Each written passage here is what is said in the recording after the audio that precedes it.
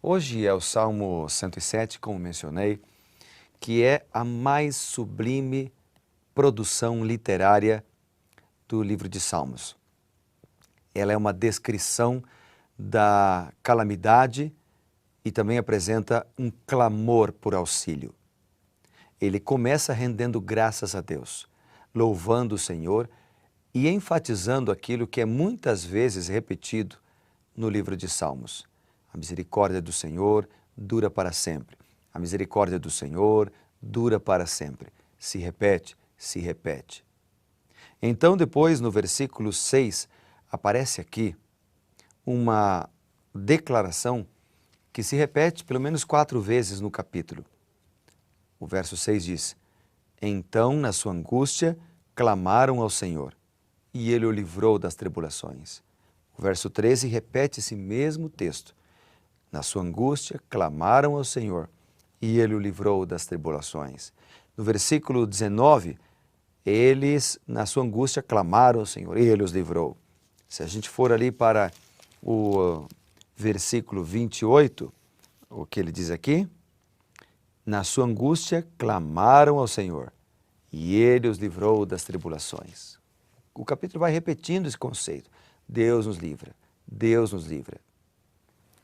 Então, o Salmo 107 traz para a gente uma segurança muito forte de que se nós orarmos, Deus responde às nossas orações. Quando nós clamamos, Deus nos ouve. Quando nós buscamos, Deus nos atende.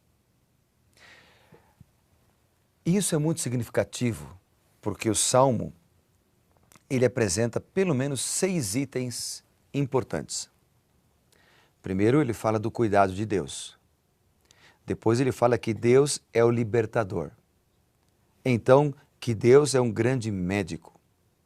Também apresenta de que Deus é o soberano do mar, é aquele que comanda o mar. Ele também apresenta as bênçãos aos justos e a maldição para os maus. Em todos esses temas, que são temas do Salmo 107, o primeiro deles, o cuidado de Deus, se reflete nesses versículos que eu acabei de ler para você aqui, que mostram que quando nós oramos, Deus atende às nossas orações e nos livra. Deus está disposto a ouvir as nossas orações sempre, mas nem sempre da maneira como nós queremos que Ele responda, porque às vezes aquilo que nós pedimos não é o melhor para nós. Assim como um pai e uma mãe nem sempre dão aquilo que seus filhos lhe pedem. Então, o Salmo 107 apresenta que vale a pena orar, independentemente daquilo que nós receberemos, porque sempre Deus estará conosco quando nós oramos. Há um texto muito lindo do livro Este Dia com Deus, na página 185, escrito por Ellen White, que diz o seguinte: a erudição não é essencial, o gênio não é necessário, a eloquência pode até ser escassa, mas Deus ouve a oração do coração abatido e contrito. E quando Ele ouve, não há obstáculos sobre a terra que possam impedir. O poder de Deus nos tornará eficientes. Eu gosto desse texto. O poder de Deus nos tornará eficientes.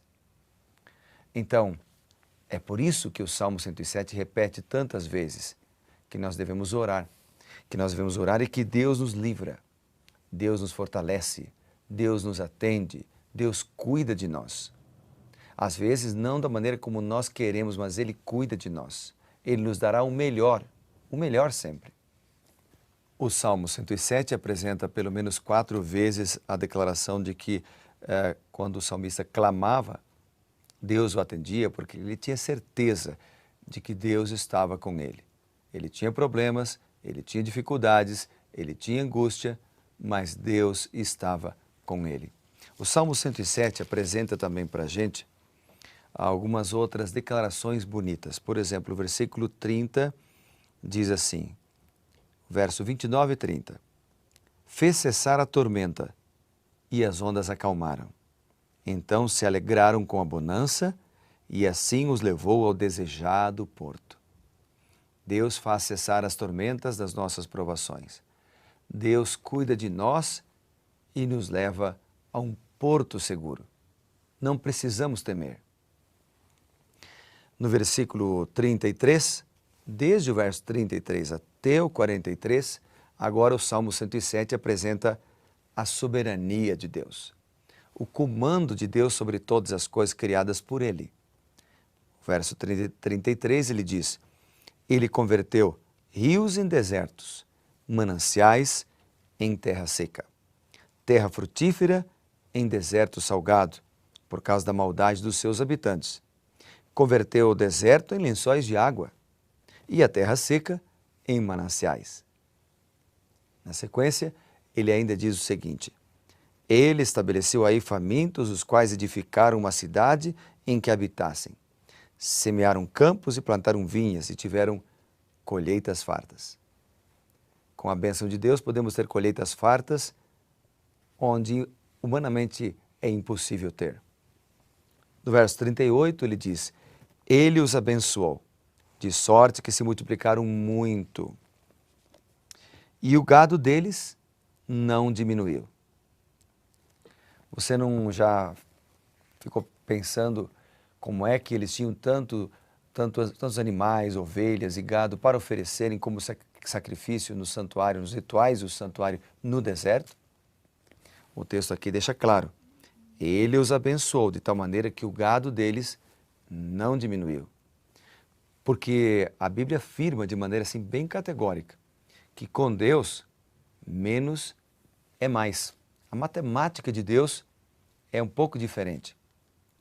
Eu entrego para Deus parte do meu dinheiro e faço mais coisas com menos.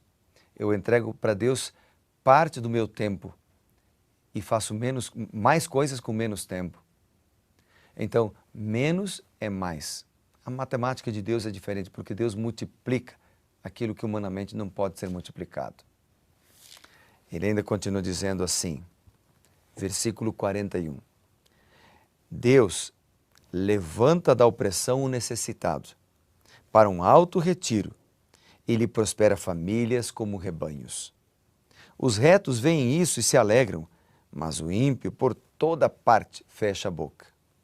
Quem é sábio, atente para essas coisas e considere, por favor, considere as misericórdias do Senhor. Me chama a atenção o versículo 41. Deus levanta da opressão. Ele tem prazer em nos ajudar. Há vários versículos dos Salmos, vários deles nós já lemos juntos aqui, que mostram Deus ajudando o necessitado, levantando do pó aquele que está oprimido, concedendo alimento para aquele que não tem, nos concedendo dons espirituais, abençoando-nos com o seu perdão. E também a Bíblia diz que Ele renova as suas misericórdias diariamente. Ele perdoa os nossos pecados, não nos trata de acordo como nós merecemos, mas de acordo com o seu amor. Nós pecamos e pecamos, pedimos perdão e pecamos, pedimos perdão e pecamos. E Deus cuida de nós, vem ao nosso encontro, nos chama, bate a porta do nosso coração, faz o apelo através do Espírito Santo para que nós entreguemos a vida a Ele. Tudo porque Ele quer nos salvar. Portanto, por mais longe que você tenha ido, por mais oprimido que você esteja, por mais opresso que você esteja pelas tentações do pecado, Deus quer salvar você. Deus quer libertar você das cadeias que te prendem. Deus quer romper os grilhões que te mantêm preso a um vício. Ele tem poder para isso. E não só tem poder, Ele tem poder, Ele tem vontade de fazer isso. Agora cabe a nós decidirmos. A decisão é com a gente. Somos nós quem decidimos aceitar ou não a atuação de Deus na nossa vida. Somos nós quem decidimos se queremos ou não queremos ser libertos pelo poder desse Deus maravilhoso. É por isso que a Bíblia afirma: Ele levanta da opressão o necessitado e Ele prospera famílias como rebanhos, mas depende de nós. Então o salmista termina dizendo: quem é sábio, atente para essas coisas e considere as misericórdias do Senhor. Quem é sábio, atente para essas coisas. Você é sábio? Imagino que sim, porque o temor do Senhor é o princípio da sabedoria e você teme a Deus. Você ama o Senhor. Você quer seguir os seus caminhos. Então, ele faz um apelo. Considere isso. Deus pode tudo. Considere isso. Deus é amor. Considere isso. Deus está interessado em você. Vamos agradecê-lo agora? Vamos orar por tão grande amor deste Deus tremendo? Eu vou orar por você. Poderoso Deus, que bom estar na Tua presença. Que bom saber que o Senhor liberta da opressão todos os oprimidos.